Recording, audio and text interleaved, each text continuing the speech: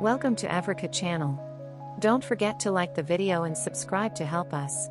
When Lexus introduced the latest iteration of the LM at the 2023 Auto Shanghai show, we thought we might have stumbled upon the coolest minivan ever forged by humankind's ingenuity. Judging by the massive number of folks who read our article, you all agree. Now we've just traveled to Japan to drive prototypes of the new 2024 Lexus GX and TX models, and while we were there, the company also let us have a go in the new Lexus LM, and dang if it isn't 3 times as cool as we hoped. The fact we probably won't see it in the US is one of automotive life's great tragedies. For those who missed it the first time around, the LM, Luxury Mover is the backronym, is a 4-seat minivan based on a Japanese market Toyota called the Alphard. Our ride from Haneda Airport into central Tokyo was in an Alphard equipped with massive corporate jet-style reclining seats in the second row, to the detriment of legroom in the third. This was, we thought at the time, the height of civility in a taxicab, and then we experienced the 4-seat 2024 Lexus LM. The LM transforms the Alphard concept into a full-on limousine. A divider separates the first row, perhaps we should call it the chauffeur's area, or maybe the servants' quarters, from the rest of the LM, at the top of which is a glass partition that can lower or turn opaque for privacy.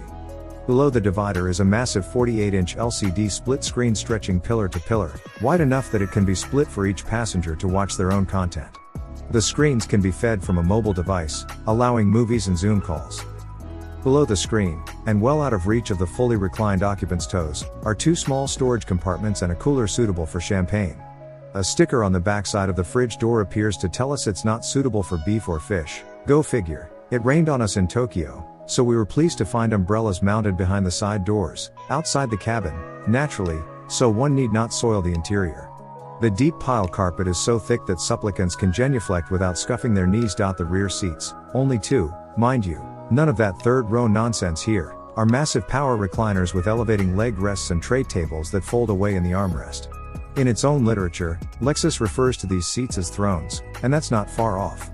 The center armrest culminates in a pair of detachable mobile phone-sized tablets, which rear seat passengers can use to set their own climate, stereo, window shade, and lighting controls. Life isn't too much worse for the LM's chauffeur/driver, who will find him or herself surrounded by acres of leather trimmed with beautiful herringbone pattern wood and bronze-colored metal accents. If the dashboard in the Lexus NX looked this good, we bet it'd be a much stronger seller. Lexus offered us a chance to drive the hybrid-powered LM 500h, and we nearly knocked people over grabbing the key fob. We started out in the chauffeur's position, where we found the seats to be big, soft, and comfortable. The giant windshield stretches nearly down to the road, shades of GM's dustbuster vans, but unlike those old GMs, the LM doesn't give you the sensation of driving from the back seat. The controls seem designed to make it easy to drive gently and serenely, with minimal body lean even if you take the curves a little too quickly. Down, Jeeves, down. Power from the hybrid drivetrain, based around a 2.4-liter turbo 4 with electric all-wheel drive, 349 horsepower in total, felt as smooth as the leather beneath our bottom. Much as we love to drive, the back seat was where we really wanted to be, and Lexus provided a chauffeured ride in the LM, which we took it up on, twice. Oh, the lengths we go to in order to deliver a story. The LM uses Lexus adaptive variable suspension with frequency-sensitive piston valves in the dampers, and while the ride was church quiet, the LM hit the bumps a little harder than you might experience in, say, a stretched town car. Maybe that's why Lexus won't sell the LM in North America. Still, with the seats reclined and soft music playing on the 23-speaker Mark Levinson stereo, we decided this was definitely the place to be.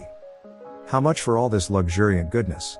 We couldn't find firm pricing. Lexus has not yet released the new LM, but based on speculation and pricing of the previous gen LM, we think the 4-seat LM 500h will go for somewhere around $160,000, give or take. Incidentally, you can also get a 6 or 7 passenger LM, but why would you want that, and what the hell is wrong with you? Should the 2024 Lexus LM come to the US? Absolutely. This Uber would be a way the hell more comfortable way to be chauffeured around than a Chevrolet Suburban or even a Cadillac Escalade. It's easier to get into and out of, and it's more fuel and space efficient as well. And on appearance alone, no big black SUV, no matter how cool, can compete with the van from another planet look of the Lexus LM. Will the LM come to the US? Highly unlikely. The Alphard on which it is based was designed originally for Japan, and we'd be surprised if its structure is built for US crash standards. This new version will go to Europe, Asia, and Australia. Lexus could LM IFI the Toyota Sienna minivan, but it still wouldn't have the Zaphod Beeblebox levels of visual hipness. All we can hope is that Lexus takes note of how interested Americans are in this thing, and maybe consider a US version for the LM's next redesign.